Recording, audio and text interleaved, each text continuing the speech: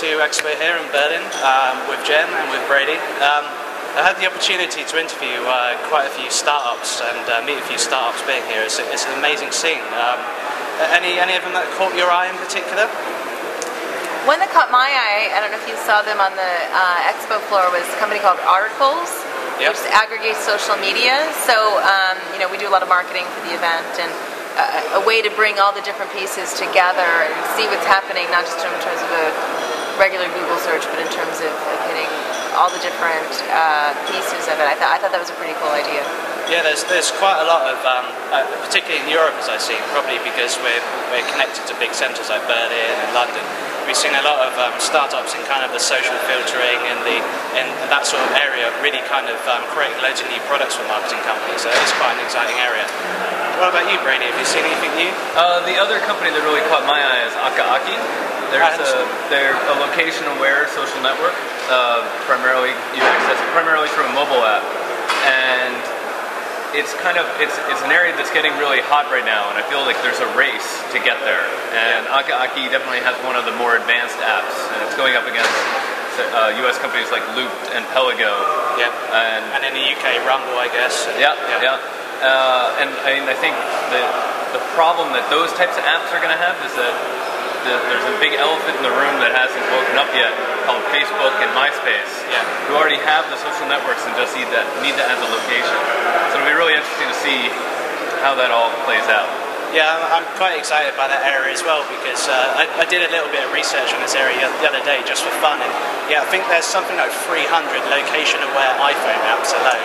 Yeah, so over 350. Yeah, that's amazing. So the guys are kind of really doing well out of it, kind of like the Skyhooks and the Brightkits of these worlds, the guys with the infrastructure. So you guys obviously doing the expos, you have a lot of opportunity to travel, and which is a good thing or a bad thing depending on how you look at it. But you've obviously seen a lot of different startups in different countries. Is there any sort of general trend we're seeing from one country to another? Anything you might pick particularly out of Berlin versus London or San Francisco, for example? Jen? I think right now I'm not seeing a lot of difference. I'm seeing mostly an overall concern about the economy and whether startups will be able to make it through this downturn. Here at this show in particular, there's a big focus on actually more of the established companies, and I don't mean the big companies, but companies that have enterprise clients, for instance, like Jive is here, Intelligent. All those companies are, they're really making inroads. They're not the new Google, but they have a pretty established business model, and they've been around for a couple years now, and they've gotten a lot of traction. So are you seeing, because we're kind of for the future record when people are looking back on this, we're kind of at a point where perhaps people who haven't been involved in the industry so long, they might have done presentations for this show, and 4 months ago when they wrote it, it might be kind of a bit more optimistic, and we're just at the point where we're kind of falling over the curve. Are you starting to, I know a few people have changed their presentations, kind of been picked up on the recession vibe, haven't they? And the consequence of this, have you seen kind of a change of the sort of startups you've seen from maybe the guys who are more product-based small stuff to kind of, as you said, maybe big enterprise stuff now? Is that? I think we will see that. I mean, if you looked at the Ignite Startup, there are a lot of filtering social media stuff, and that it's nothing new. I mean, it's kind of they're trying to hit the market right. Unlike, say, location aware, which a lot of people are getting into now, at least there wasn't a market 6 months ago. Social media has been around for quite some time, but I think in the next 6 months to a year, we'll see people who are moving from advertising to sales-based and services-based revenue models, and moving towards the enterprise. I agree with Brady. I don't think we've seen the impact yet, and I think it's going to be harder for companies that cover startups in the next 2 years, because if it's like it was 6-7 years ago, people will be doing it much more quietly. They're not going to go out there with their idea from day one, evangelizing and advocating and looking for startup capital necessarily. They might do some of the stuff that Tim talked about the other day, like taking some time, doing it on the side, doing it with a small group of people, bootstrapping it. And those people tend to be more quiet and more focused. So there'll be great companies that come out of this downturn, it might take us a while to see them. And I think this might be one of those times when Google App Engine starts to really take hold.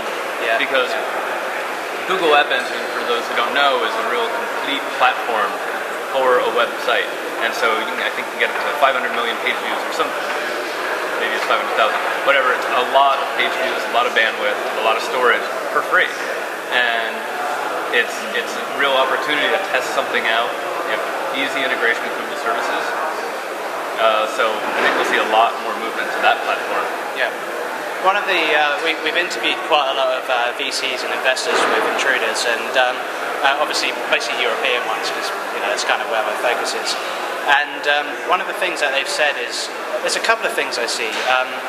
One is that startups are going to have to really bootstrap. They're probably not going to get funding. They're probably going to have to get part-time jobs. Well, we kind of see that a lot in Europe anyway, because money's not so easy to come by here. And the other thing they've said, which is in Saul's presentation yesterday, Saul Klein did this great keynote talking about, hey, just get on and do it. That's his theme. There is actually still money out there. And I just read a post by Nick Brisbane this morning saying that European VCs are still investing quite a lot.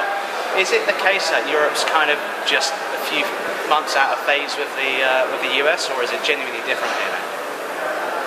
I think there will still be money, and it's never been like you could just walk out there and get funded. I mean, I think that's the perception over the past couple of years, that anybody with an idea was going to get funded. That's not been true in the past years, and it's, so if it falls off, that doesn't mean there won't be nothing. I think there's still going to be companies worth funding, and any VC worth their salt is going to probably find a way to put money in a company if they really, really believe it. Yeah. And plus, the VCs still have their funds. The problem will show up years down the line when either those companies graduate to a larger fund or to equity firms, and they don't have capital to supply them, or when the VC wants to re-up their funds. But right now, there is still money out there. They're probably just going to be they're going to be paying attention to the downturn and look for a real revenue model, probably sooner, and less startup costs. Yeah. And another thing to consider is that, I think we'll see VCs saying go for it, because they're out of a job if they're not funding startups. So they want that, and they have the money to back it up. The other thing to keep in mind, I think, during the downturn is just that the trends, the consumer trends and the business trends that have been driving this market, those are they're not going to take a back seat at all, and in fact they may accelerate. That's absolutely right. Yeah, we spoke to one of the guys who's at Seed Camp, and serial investor Alex Hoy, and he was basically saying, well, the economy's going down, but still marketing and advertising requirements are going up. People are going to be spending their money probably on the web now instead of the TV. So at the very least, you can expect kind of a leveling out. It's not going to be that bad if you're in the right area, right? Right. That's what you see as well, yeah. Yeah, and I see that, they say run to where the ball is going to be, not where it is. In a couple of years, if you're going to take a couple of years, start something now and plan to launch it in a year or two, people will be that much further along with really understanding, participating more. So the tools that we see as sort of cutting edge now will be mainstream by then. So, develop for that world, because that world is still coming. Yeah. So speaking of running to where the ball is, quite a few of the presentations we've seen have said, the ones focusing on economy have said, 1977 was it Microsoft and Apple started up in that time, that was a recession. Google and, if you push it out a bit, maybe Facebook as well, started up during the last recession. So what's going to start up this time? There's going to be kind of a next Google or something exciting. Any idea where that's going to be? What sort of field maybe? I have no idea. I think mobile will be the biggest thing, and I think there are a lot of those companies are poised to really take it. However, I think the problem that Microsoft, Apple, and Google and Nokia all have is they have their own entrenched platforms that they're going to be developing towards and working towards, and only really Nokia has, from what I've seen with Obi, seems to be, maybe, trying to bridge across all the platforms and provide services to all the platforms so that you become a Nokia customer regardless of what platform you're on. So if they continue that trend, I think that is the right way to go. But it's something that Google could easily duplicate. Apple apparently can't easily duplicate it based on mobile me. And based on Microsoft's Internet Services record, I would count on that. And of course, with Ovi, they have a massive install base. I mean, Nokia pretty much dominates phones. So. Well, I mean, they've just been on this acquiring binge between Places, 8.5, Navtech, Twin, I don't know, Twink, some sort of syncing app. Lots of great companies have been swallowed up by Nokia to fill out Ovi, and I think that's going to continue. That's quite interesting. So when Google first came out, and it's a fair while now, I remember it took me a long time to actually start using Google. Because when I typed in the search results, I didn't get what I wanted, whereas Yahoo's directory service was like, yeah, you know where you are with that. So I didn't really see Google. I didn't see Google coming, and all of a sudden it became this monster. Yeah. How can we tell this time who, you know, if one of the startups here we've met today is probably a next Google, how are we going to actually tell? What's going to really be the kickoff point? Let me answer your last question while he thinks of an answer to that question. Go for it. I think the other area that we should be looking at in terms of startups are companies that in some way, potentially a small way, are going to address the pressing issues of today. Anything that can reduce your carbon footprint, anything that can measure your carbon footprint to help you figure out how to reduce it. You know, any way we can start using less resources, not just energy, but resources in any way. Every year that goes by, people are more and more going to understand that these are the problems that we need to address, and we need to address them now before we destroy the world. And real solutions that help on an individual level will start to mean something. So anybody who's doing anything in that territory, I think, is going to have instant traction if it works. Yeah, I think you're right. I mean, there's kind of two lines of thought there. One of them is that it always seems a bit of a shame, as one of the keynotes said yesterday, that kind of the brightest minds of the generation are focusing on creating the latest friend, feed, mix-up, mash-up thing, where they could be doing something more important. And I think Paul Graham said in an essay fairly recently, he said, you know what, if you want to create a startup, just do something that's actually good and beneficial, and maybe even think of it like a charity. And if it has its own intrinsic value, it will actually become a valuable company eventually. You know, I think, though, that Ben's comments were a little short-sighted in a lot of ways, because if you look at Twitter, Flickr, you know, you can make fun of them. Like, Twitter's just about updating status for cats, Flickr's about pictures of your cats, YouTube's about movies of your cats. However, they allow people to communicate, but then, because they've become so popular and so fluffy and used for kittens, they become commonplace across the world, and actually rogue communities, political dissidents, are able to use them. They're able to hide in all that content and actually thrive there. Whereas, you know, if you just built a service for dissidents to get around China, it would be blocked immediately, but they can't.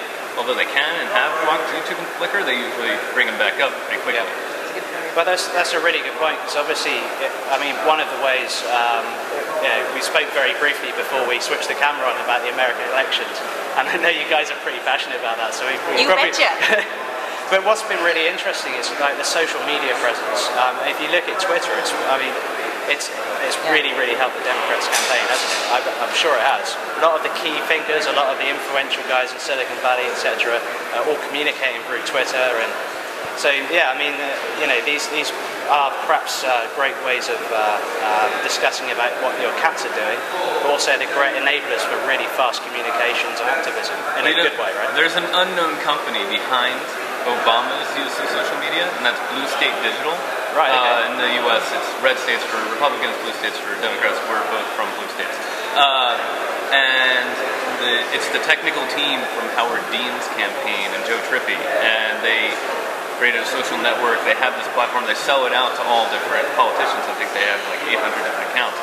But then Obama came to them, and Obama is now by far their biggest customer. And basically, they've hired contract workers and are focusing on that for the election. I wouldn't normally plug this, but up on O'Reilly Radar, I think we just posted a 3-part interview with the CTO of Blue State Digital on Monday. So if you're interested in learning more.